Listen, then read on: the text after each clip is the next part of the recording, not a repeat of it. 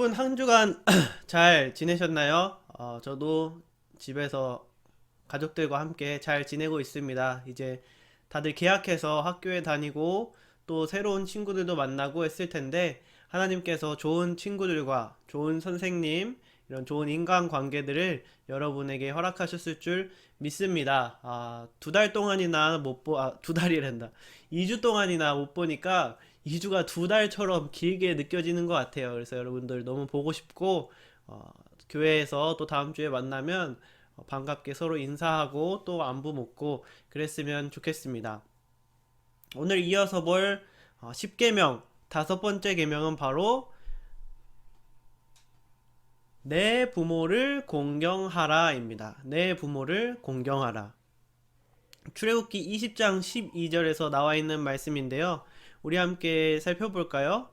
너희 부모를 공경하여라. 그래야 너희는 주 너희 하나님이 너희에게 준 땅에서 오래도록 살 것이다. 아멘. 내 부모를 공경하라 라는 것이 다섯 번째 계명입니다. 보통 사람들은 부모님을 공경하는 것보다 자녀들에 대한 사랑이 더 애틋합니다.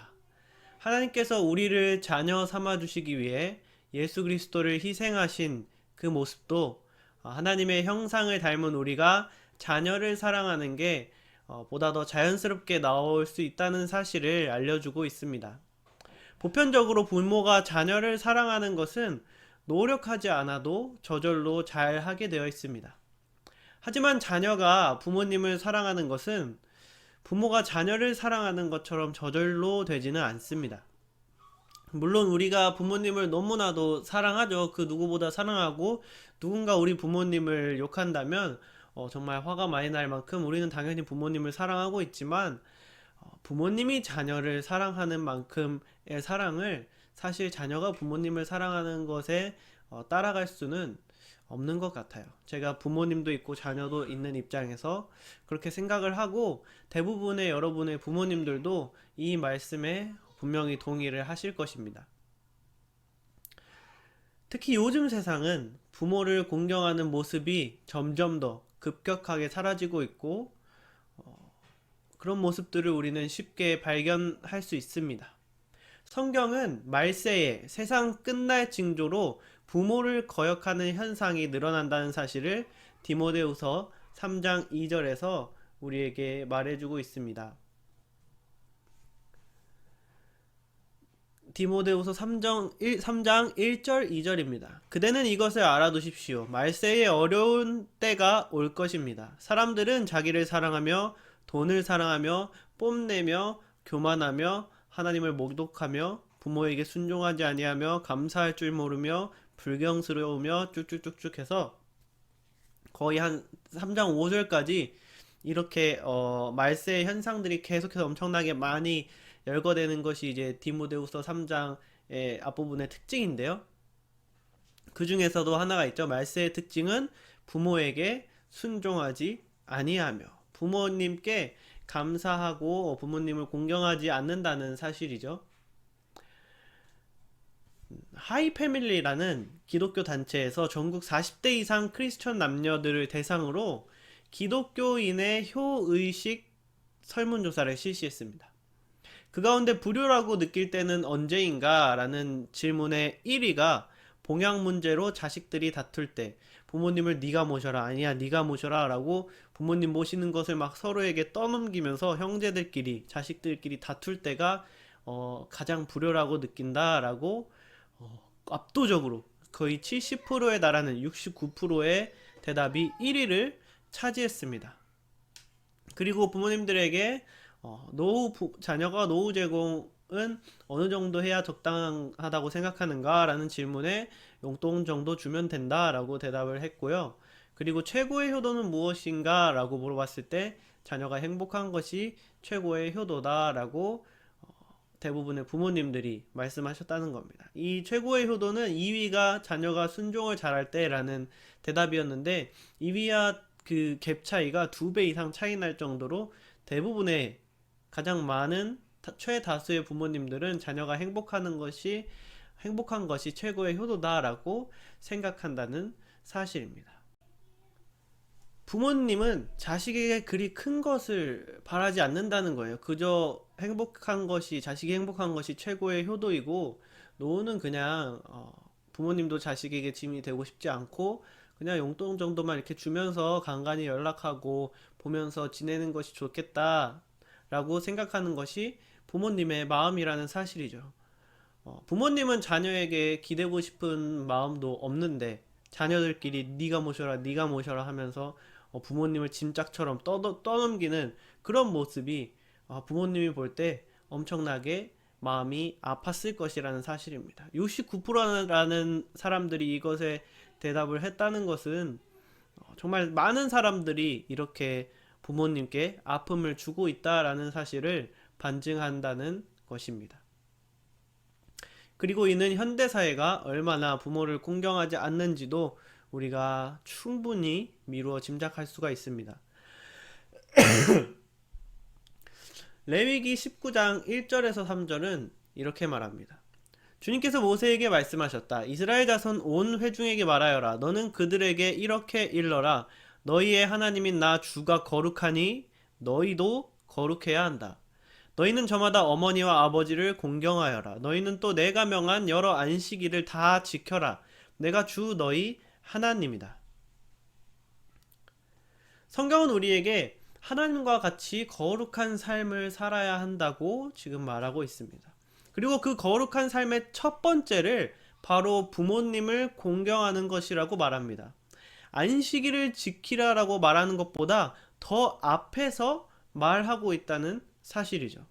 저번 주에 우리는 함께 안식일을 지키는, 거룩하게 지키는 그 4계명에 대해서 우리가 알아봤었을 텐데요. 안식일을 지키는 것이 얼마나 중요한지 우리가 함께 살펴봤었습니다.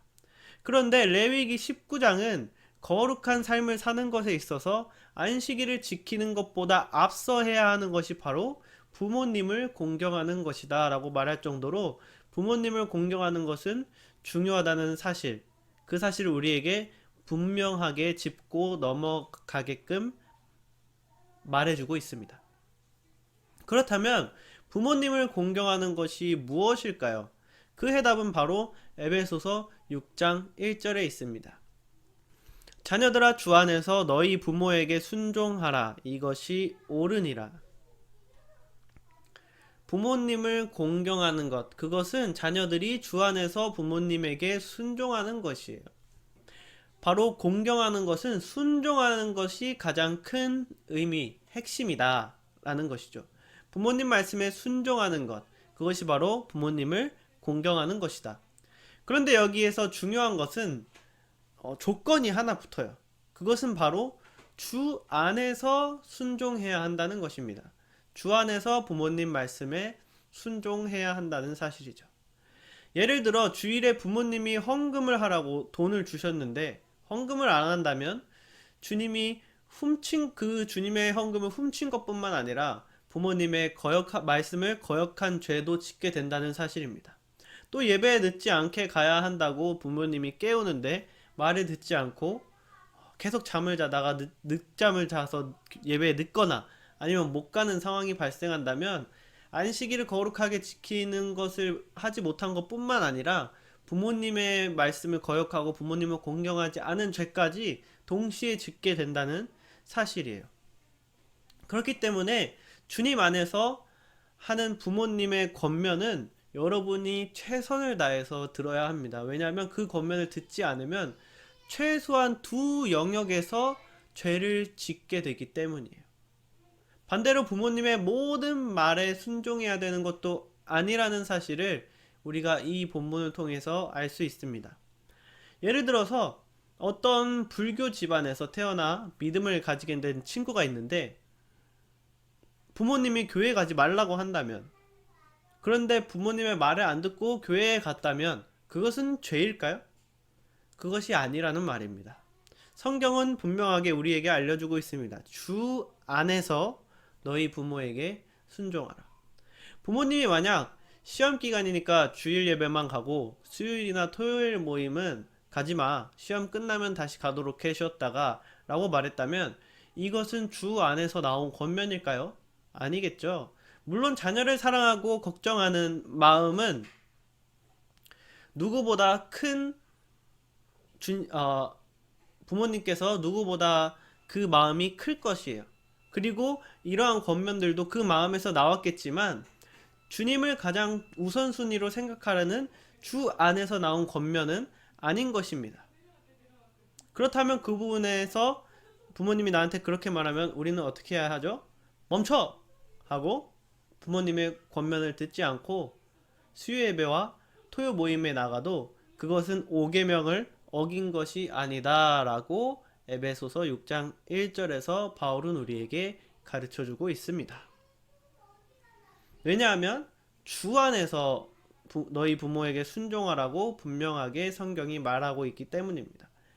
제 아버지는 목사님이고 제 어머니는 사모님입니다. 제가 고3 때 저희 어머니가 이제 고3이니까 1년만 수요예배, 금요예배 나가지 말고 주일만 열심히 지키면서 공부 열심히 해라 라고 저한테 고3이 되니까 말씀을 하셨었어요. 저희 어머니가 목사님 사모님임에도 불구하고 저한테 그런 권면을 하셨었습니다.